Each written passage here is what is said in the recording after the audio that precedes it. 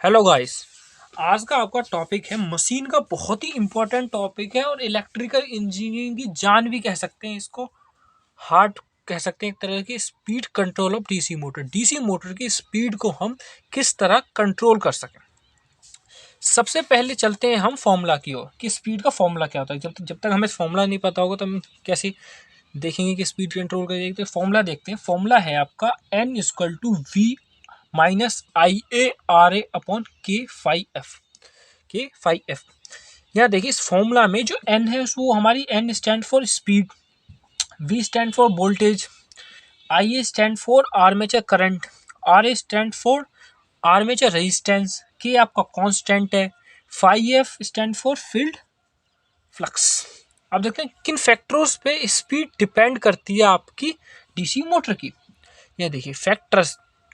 First factor है आपका armature supply voltage. Armature supply voltage पे डिपेंड करिए, ये फैक्टर है। इस फैक्टर पे डिपेंड करती है डीसी मोटर की speed. Armature resistance control second है आपका armature resistance control. Armature resistance के फैक्टर पे डिपेंड करती है। थर्ड है आपका field flux control, field flux पे डिपेंड करती है। इन्हीं फैक्टर्स पे डिपेंड होने के कारण इनके लिए कुछ मेथड बनाए गए स्पीड कंट्रोल के लिए। तो 3 मेथड से शुरुआत करते हैं। Armature voltage control.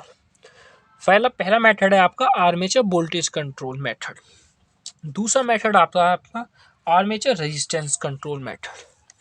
Third method आता है आपका फील्ड कंट्रोल मेथड। ये 3 मेथड होते हैं जिनसे हम डीसी मोटर की स्पीड को कंट्रोल कर सकते हैं। और आर्मेचर वोल्टेज कंट्रोल मेथड और आर्मेचर रेजिस्टेंस कंट्रोल मेथड को एक कॉमन मेथड से भी हम जान सकते हैं जिसका नाम है आर्मेचर कंट्रोल मेथड। शुरुआत करते हैं हम आर्मेचर कंट्रोल मेथड से।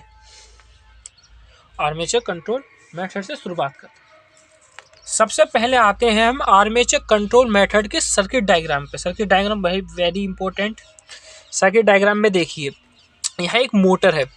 मोटर के अंदर यहाँ आर्मेचर रेजिस्टेंस लगा हुआ है। आर्मेचर रेजिस्टेंस लगा हुआ है। मोटर के अंदर आर्मेचर रेजिस्टेंस लगा हुआ है और देखिए आर्मेचर करंट लगा हुआ है।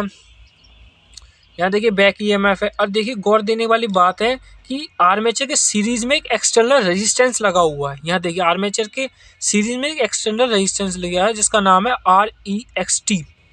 यहाँ से लाइन करंट जा रहा। लाइन करंट डिवाइड हो 2 पार्ट्स में, armature current and field current में। फील्ड करंट में यहाँ जा रहा है। यहाँ फील्ड फ्लक्स और फील्ड रेजिस्टेंस है। आइए इसके फॉर्मूले पे देखते हैं। फॉर्मूला क्या है आर्मेचर कंट्रोल का।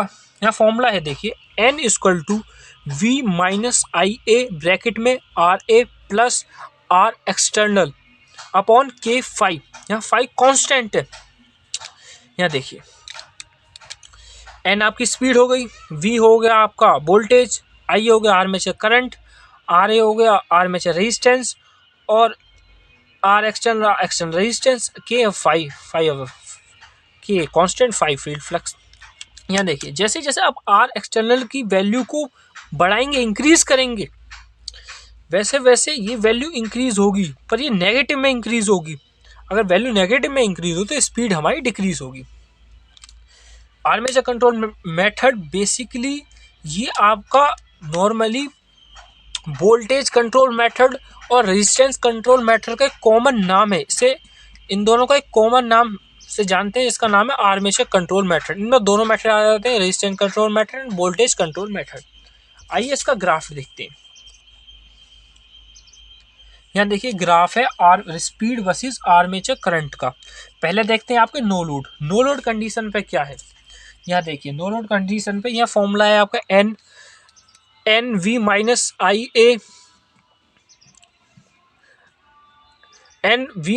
IA RA plus R external upon K5। ये आपका फॉर्मूला है जहां आर्मेचर रेजिस्टेंस की वैल्यू को अगर हम 0 कर दें तो आपका नो लोड पे आपका फॉर्मूला आएगा N0 = VK5।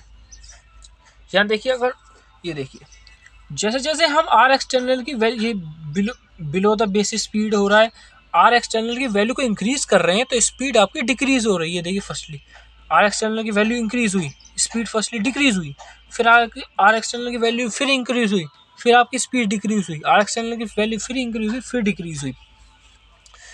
और जो ये आर्मेचर कंट्रोल मेथड यूज किया जाता है स्पीड कंट्रोल डीसी मेथड, वो बिलो द बेस स्पीड, जो बेस स्पीड होती है उसे below the base speed use किया जाता है। ये देखिए टॉर्क का फॉर्मूला है T इक्वल टू के फाई ए, फाई यहाँ कॉन्स्टेंट होता है और टॉर्क डायरेक्टली प्रोपोर्शनल आई ए। तो इसलिए आर्मेचर कंट्रोल मेथड को एक कॉमन नाम से जाना जाता है जिसका नाम है कांस्टेंट टॉर्क ड्राइव, क्योंकि इसमें ड्राइव टॉर्क कांस्टेंट रहता है।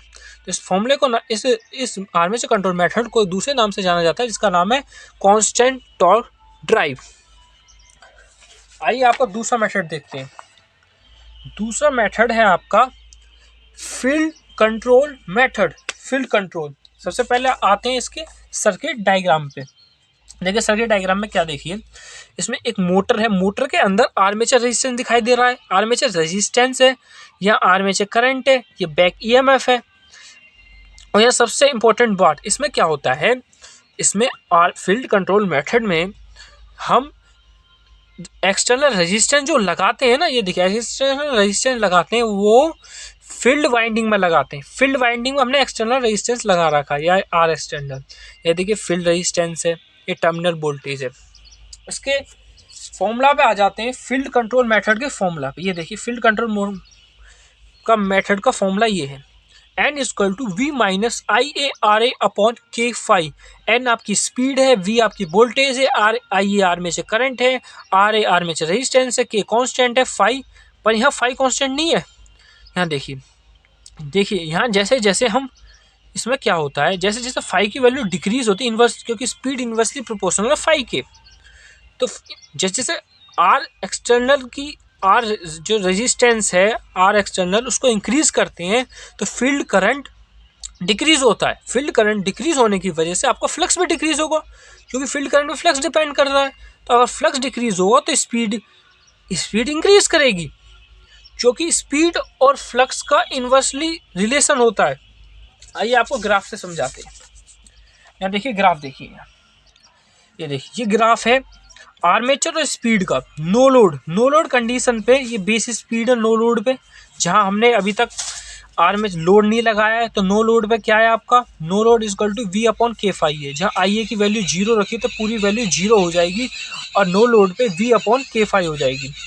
यहाँ देखिए जैसे जैसे हम आर एक्सटर्नल की वैल्यू को इंक्रीज कर रहे हैं तो फील्ड रेजिस्टेंस की वैल्यू भी इंक्रीज होगी। आर एक्सटर्नल आर रेजिस्टेंस की वैल्यू को हमने इंक्रीज करा तो फील्ड रेजिस्टेंस की वैल्यू इंक्रीज हुई, फील्ड रेजिस्टेंस की वैल्यू इंक्रीज हुई तो फील्ड करंट डिक्रीज हुआ।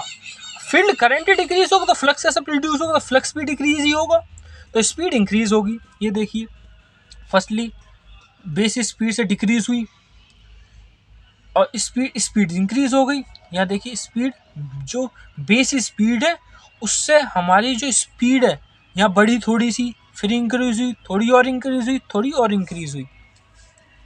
अब देखते हैं इस पे टॉर्क की इक्वेशन पर क्या फर्क था। ये मैकेनिकल टॉर्क का फॉर्मूला है टी ओमेगा। यहाँ देखिए ओमेगा कांस्टेंट है, टॉर्क की फॉर्मूला होगा टॉर्क इक्वल टू के फाई आई ए।